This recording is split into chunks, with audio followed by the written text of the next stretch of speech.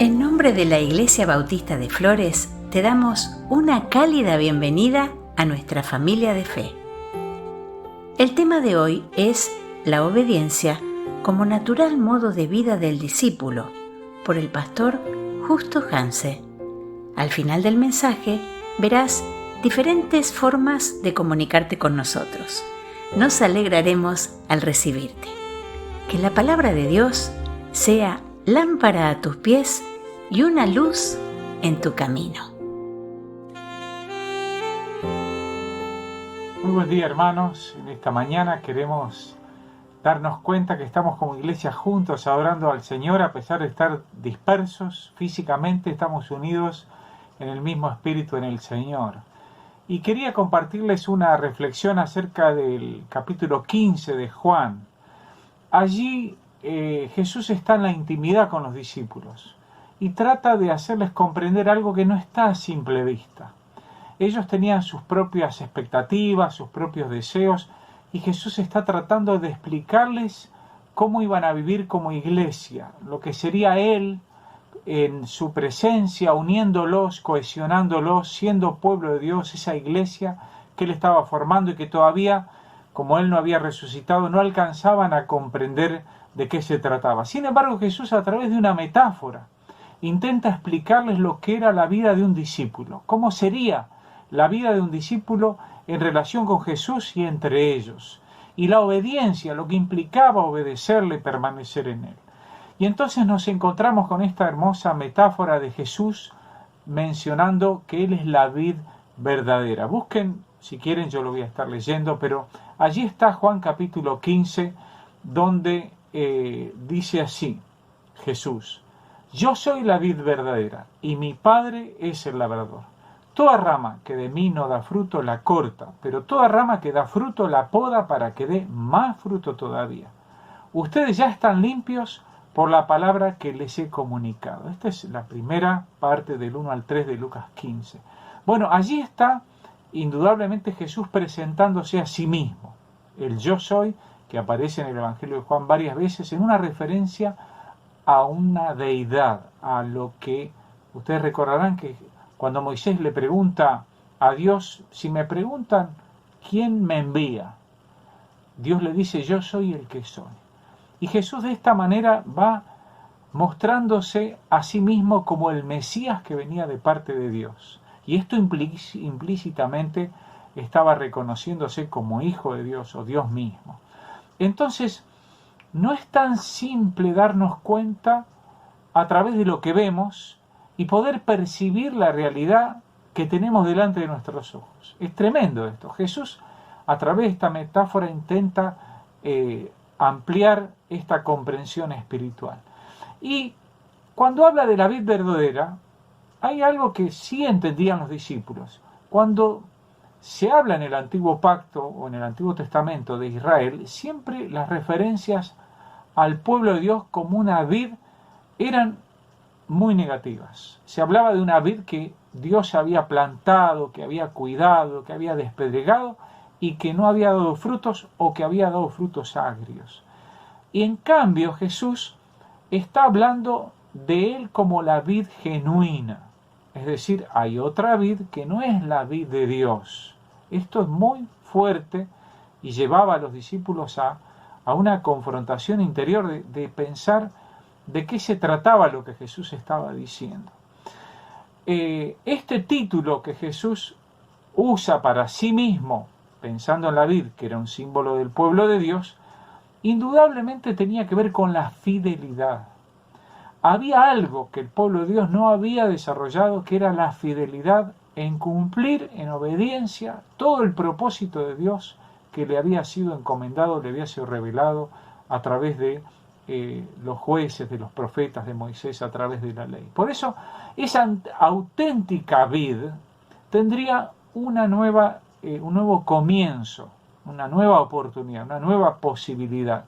Y el verdadero camino de salvación entonces no se trata de tener sangre judía, sino de tener fe en Jesucristo, porque en Él, con Él tenemos que estar conectados para pertenecer a esa vid genuina.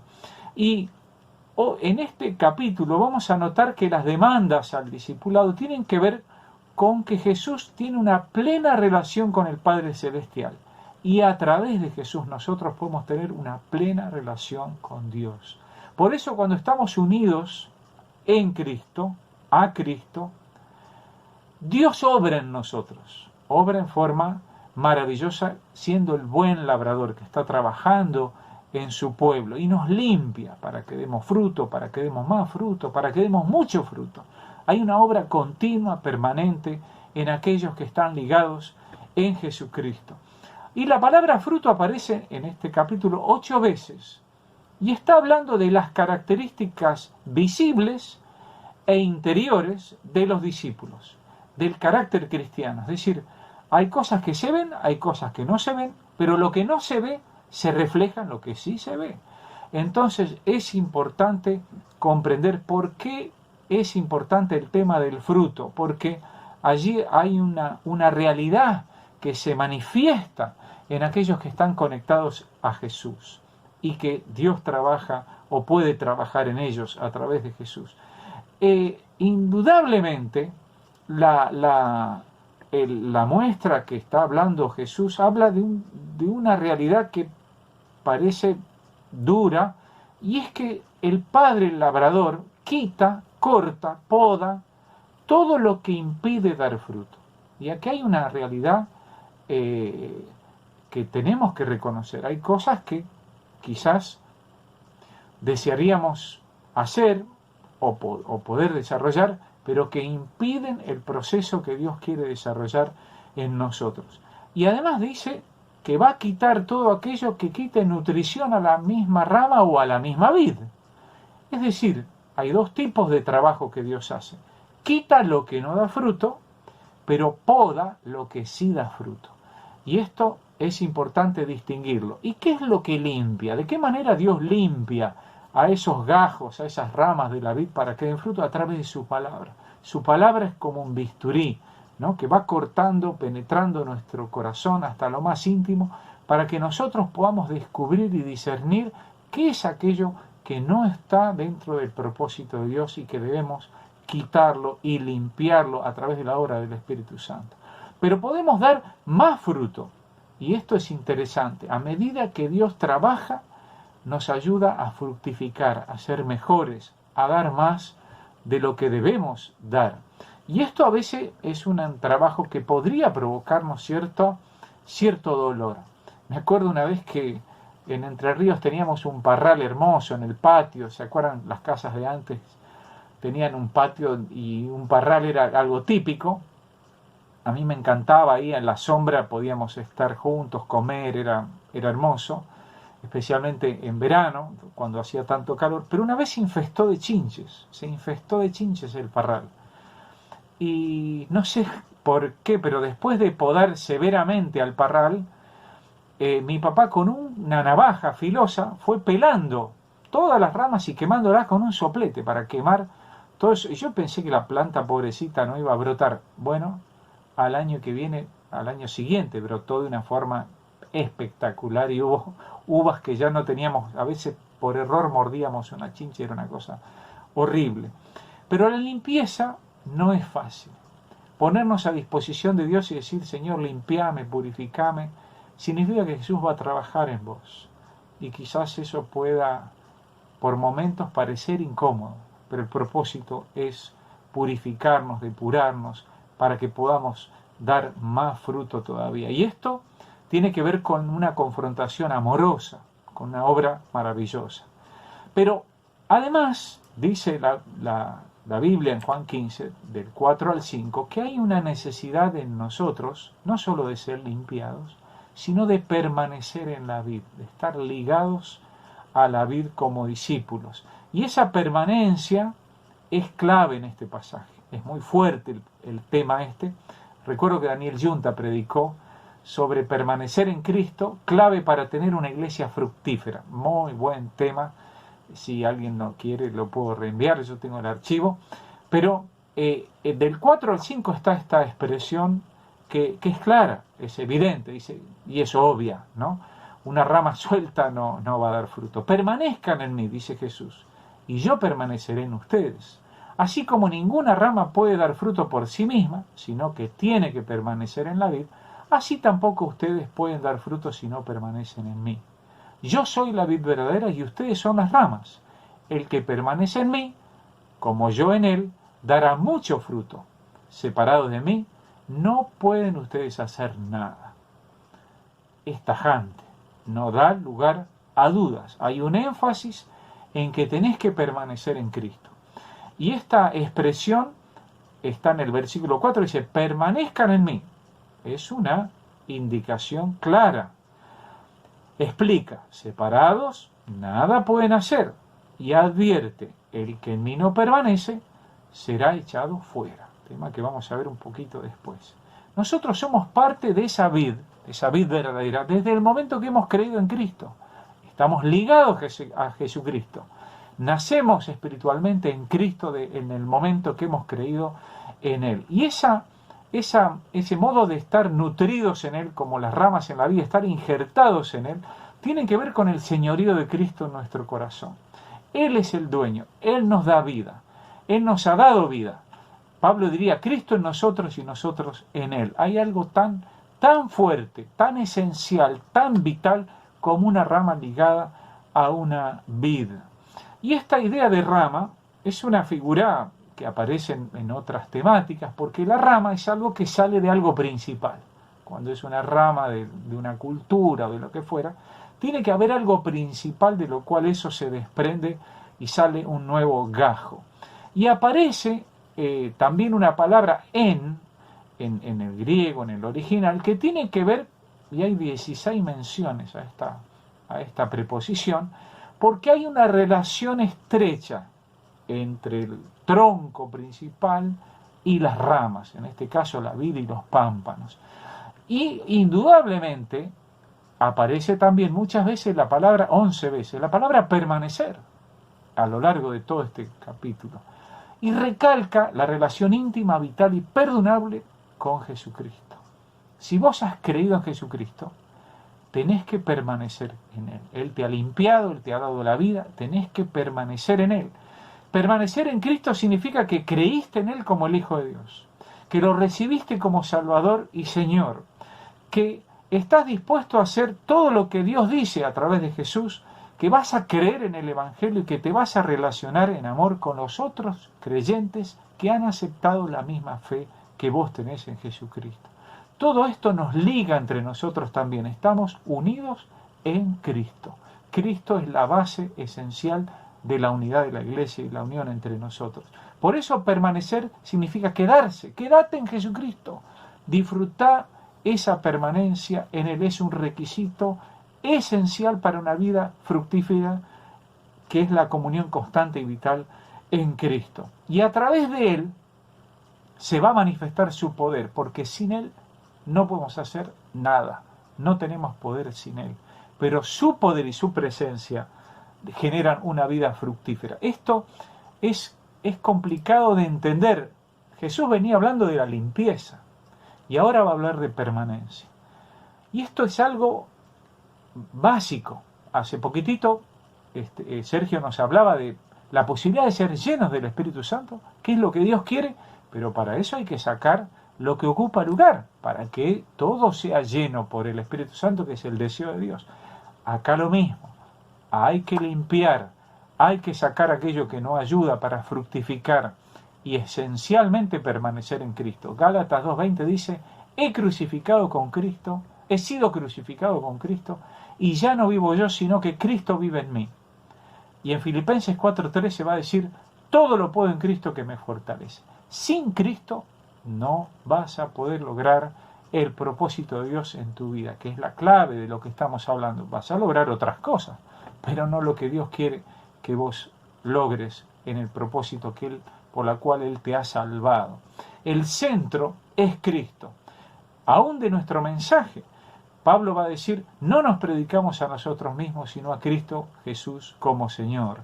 El señorío de Cristo es central en la vida de la iglesia cuando cada uno está ligado al Señor. Y por supuesto hay consecuencias de permanecer o no permanecer en Cristo. Las consecuencias son fuertes e innegables a lo largo de todo el mensaje de Juan, y hay muchas advertencias que a veces, como todas las advertencias, no las tomamos en cuenta debidamente, a veces hasta que es tarde. Pero Jesús dice, versículo 6, el que no permanece en mí es desechado y se seca, como a las ramas que se recogen, se arrojan al fuego y se queman. Esta es una verdad tan cierta como la verdad de que si permanecemos en Él tenemos vida y tenemos vida en abundancia. Es obvio que cuando se habla de frutos se refiere a uvas. Santiago va a decir que por sus frutos nos conocerán, es decir, y no se puede esperar de una fuente de agua dulce, de agua amarga a agua dulce, es decir, hay una coherencia entre lo que hay en el interior y lo que expresamos. Y ese fruto que se espera de nosotros resulta de estar ligados a Cristo. Si Cristo está en nosotros, va a haber algo que se va a percibir evidentemente que tiene que ver con lo que Jesús está obrando y trabajando en nosotros. Cualquier cosa que dé otra clase de tendencia va a ser cortado y va a ser purificado. Y esto no es que Dios esté enojado ni ofendido, sino que es una verdad práctica en el trabajo de la vid y es una verdad también en el mundo. Jesús vino porque Dios amó al mundo, a todos, pero el que no cree está bajo condenación. Esto es cierto. Por eso la necesidad de buscar a Cristo, que es nuestro Señor y nuestro único Salvador. Jesús establece claramente desde el principio de este capítulo una diferencia entre dos tipos de podas que hace Dios. Quita la que no da fruto y limpia la que sí da fruto. Entonces allí hay una advertencia casi temprana que después se remarca. El hombre sin Dios está vacío. Son los que no llevan fruto. Son personas secas. Están junto a Jesús, pueden tener a Jesús en la boca, pero no lo tienen en su ser, en su corazón, en su experiencia. Pueden estar cerca, pero no son parte de esa vida.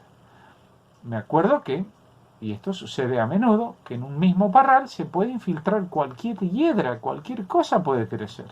Moho puede crecer, clavel del aire, pero no es parte de la vid y por supuesto no va a dar uvas. La pregunta en este momento que es necesario hacer es, ¿vos creíste en Jesús? ¿Vos te reconoces como parte de la iglesia, ligado a los otros que creen lo mismo que vos? ¿Estás viviendo esta experiencia? Este pasaje puede ser un llamado de atención. Es como un diagnóstico. Si vos te sentís seco, sin fuerza, la pregunta es si Dios es si Jesús es tu Salvador, es quien perdonó tus pecados, si le pediste a Jesús que venga a tu corazón y estás ligado a Jesús para siempre. Eso es algo que vos lo tenés que resolver. Los que estaban allí oyendo este mensaje eran sus discípulos. Jesús está en la intimidad. No los está llevando a la duda, sino a la certeza de que Él estará ligado con ellos, como una rama está ligada al tronco.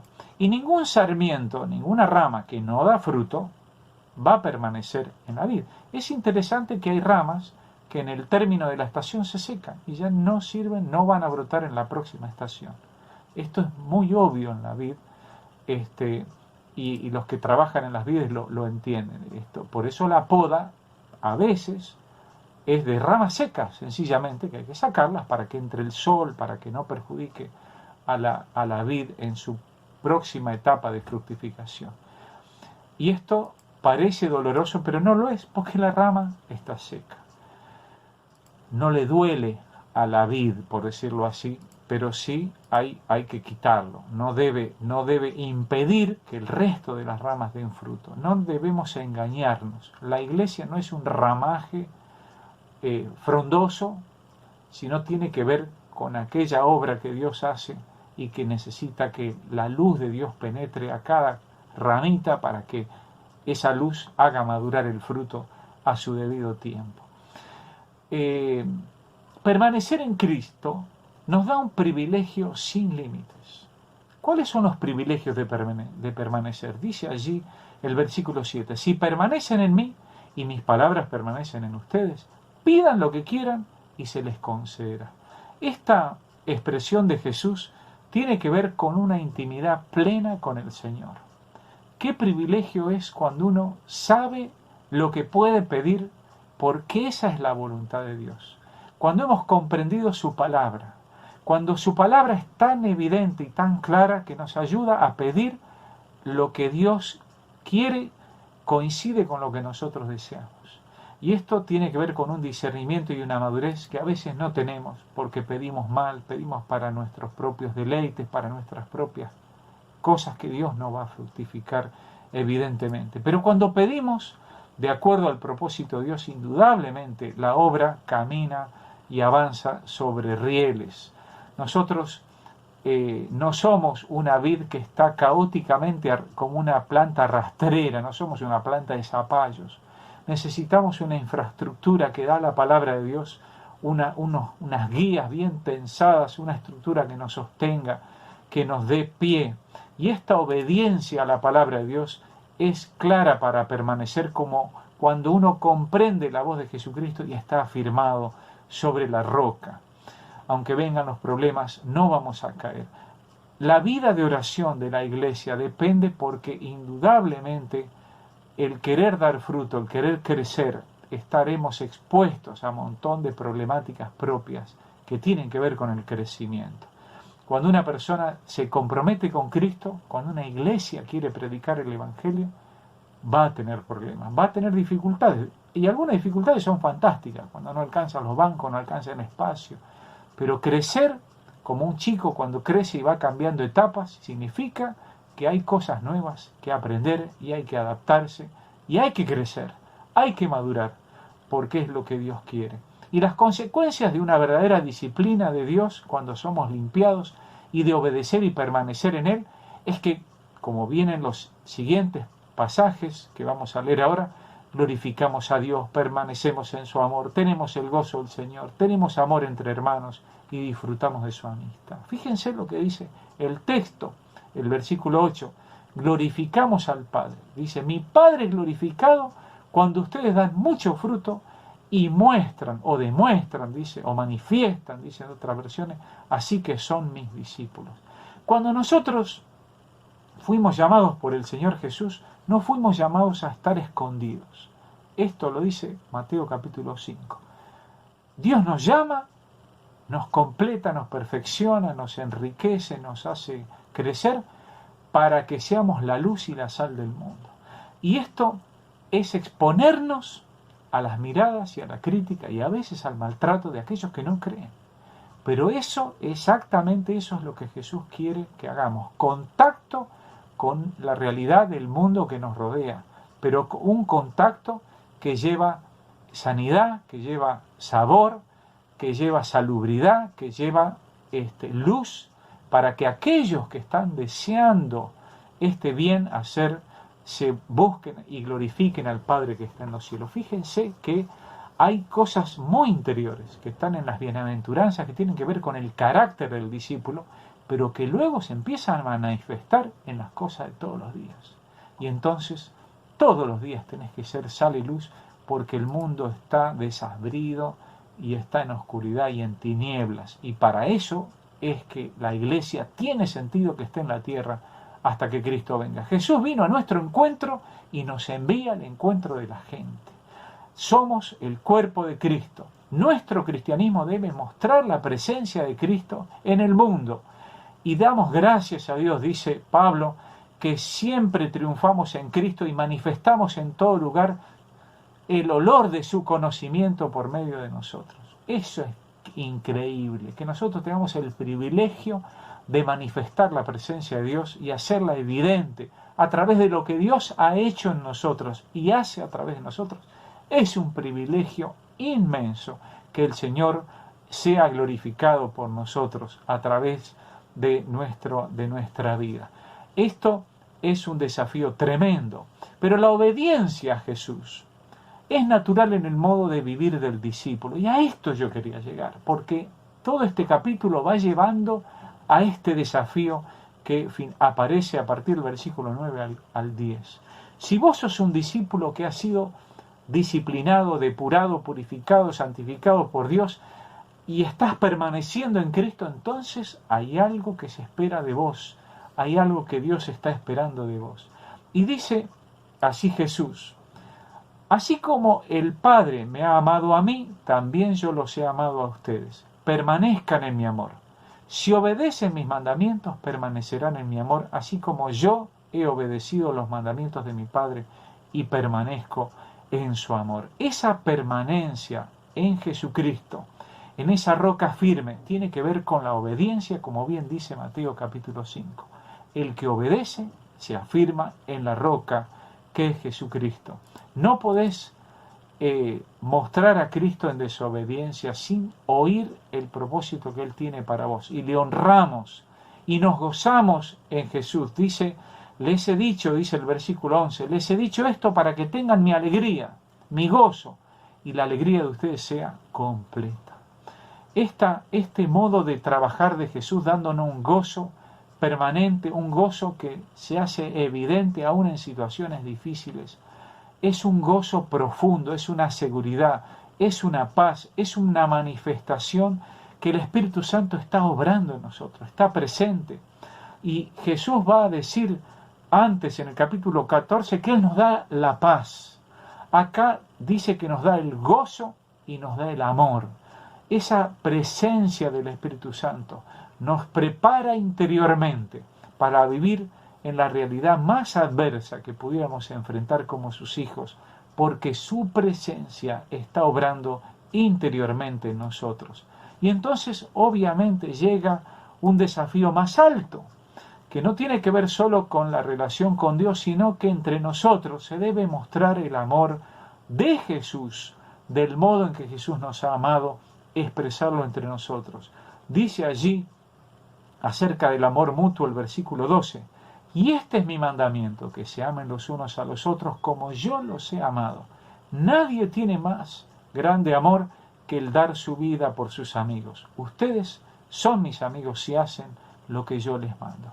El amor mutuo tiene que ver con una estrecha relación con Jesucristo. Si vos tenés una excelente relación con Jesucristo, aún mejor debe ser la relación con los hermanos. Si la relación con los hermanos es dificultosa, que son tus hermanos en Cristo, hay algo que el Señor tiene que perfeccionar en vos, perfeccionar su amor en vos.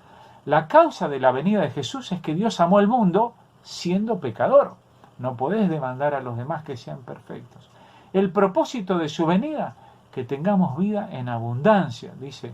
Pero obviamente el propósito de Dios es que todos los hombres sean salvos y vengan al conocimiento de la verdad. Es el amor el que nos debe llevar no solo a recibir y abrazarnos como hermanos, sino a buscar a aquellos que están lejos del Señor Jesucristo todavía. Y la demora por la cual Cristo aún no ha venido con sus ángeles en gloria es porque Él tiene paciencia y espera que todos se arrepientan, que ninguno perezca, que todos estén preparados con alegría para ir al encuentro. Y la Biblia dice que no hay mayor gozo cuando una persona se arrepienta. Nosotros tenemos que recordar que la iglesia es Cristo. Esto es muy evidente porque cuando Pablo persigue a la iglesia, Jesús le dice: Saulo, Saulo, ¿por qué me persigues? Miren la manera en que Cristo se refiere a sus discípulos, a sus hijos. ¿Por qué me persigues? Cristo se identifica con su iglesia en toda situación y Él está con nosotros hasta el fin del mundo. Finalmente, hay allí una expresión maravillosa de parte de Jesús.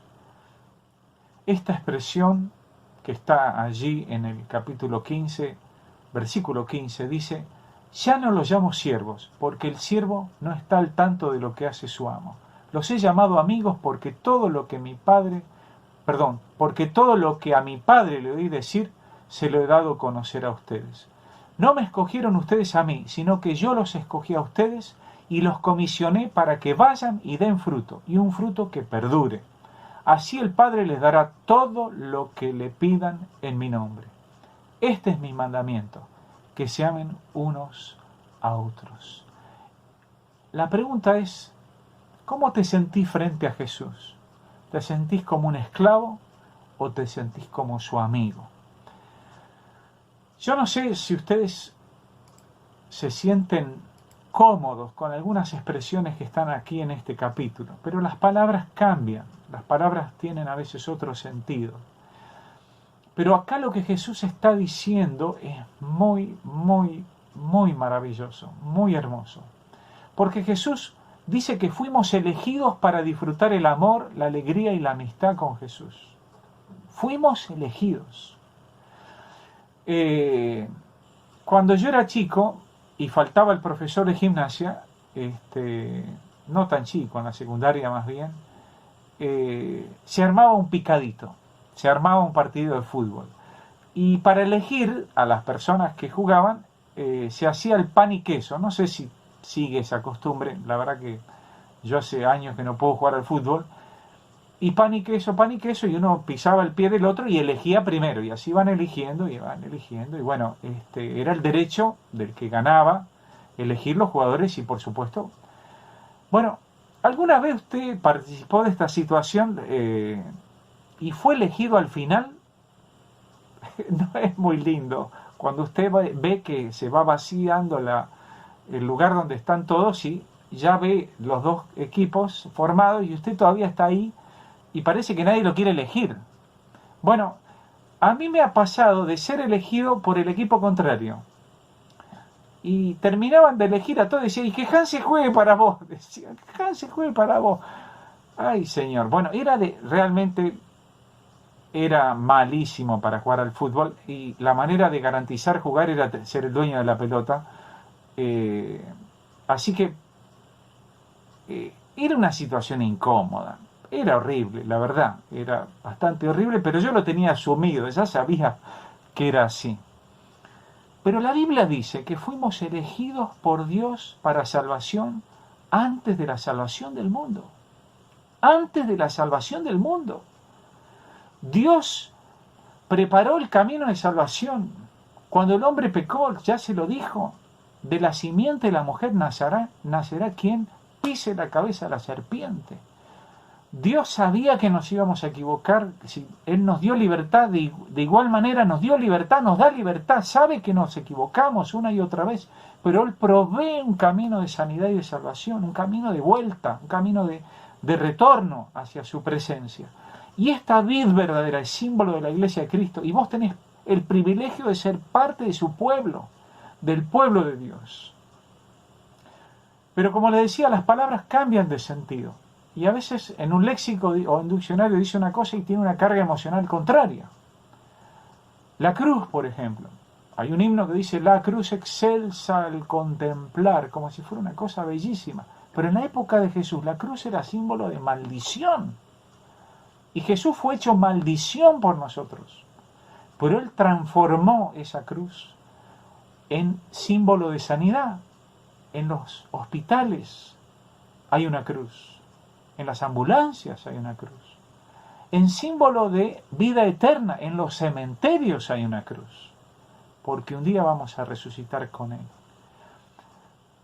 Hay otra palabra que es la palabra obediencia. Y obediencia parece una palabra horrible. Pero la Biblia dice que la obediencia es el modo de vida de un discípulo. Hay que obedecer a Jesús. Pero pensamos que esto significa sometimiento y humillación.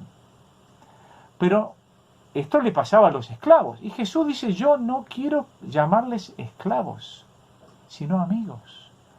Porque Él nos ha elegido y nosotros tenemos que aceptar esa amistad. Si no lo aceptas, no serás amigo de Jesús. Pero Jesús no te quiere como esclavo. Pero quiere que le sirvas. Y es interesante que la palabra siervo que aparece en la Biblia es una palabra fuerte. En el común de la gente, el esclavo era el último eslabón social. Por guerras, por lo que fuera, terminaban siendo esclavos y a veces toda la vida. Ahora Pablo dice, Pablo, siervo de Jesucristo. Y dice, el siervo, parece un título nobiliario. Y acá viene el siervo del Señor y parece que tenemos que ponernos de pie. Pero Jesús está diciendo que Él no nos quiere como esclavos. Él es nuestro Redentor. Él ha pagado la libertad y nos ha dejado libres para que le sirvamos por voluntad propia, para que seamos, como Pablo, siervos de Jesucristo, pero por voluntad propia. La palabra amigo también es una palabra que está arruinada, porque te dicen, amigo, y vos ya salís corriendo porque te van a afanar. O los amigos de Facebook, que no significan nada. Pero acá Jesús está hablando de una amistad personal e íntima. Y te está convocando a una relación nutritiva, vital, que te va a hacer bien y de la cual te va a bendecir indudablemente. Pero ¿saben qué? También la palabra Jesús se ha vaciado.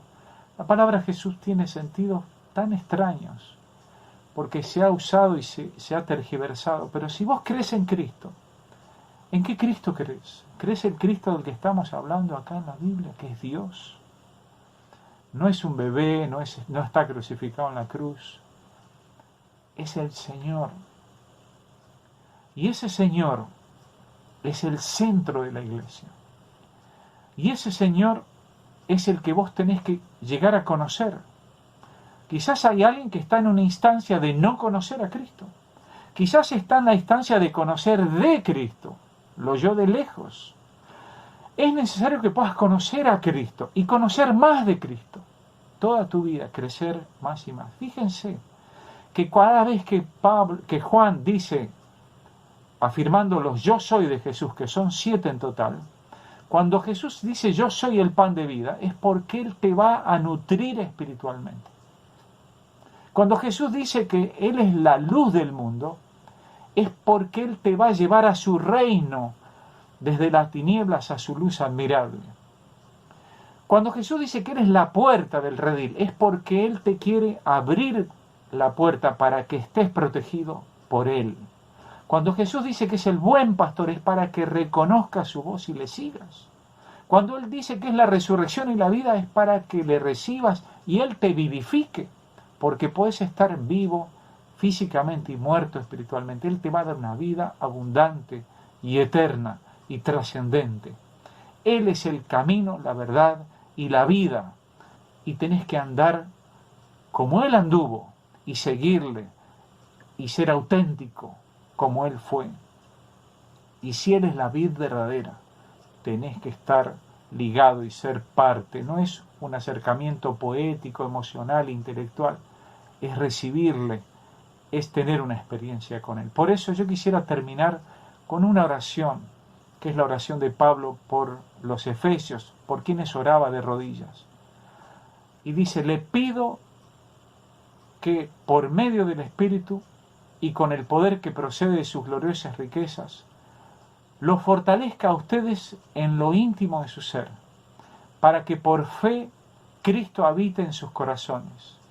Y pido que, arraigados y cimentados en amor, puedan comprender junto con todos los santos cuán ancho y largo, alto y profundo es el amor de Cristo. En fin, que conozcan ese amor, que sobrepasa nuestro conocimiento, para que sean llenos de la plenitud de Dios. Que Dios te bendiga.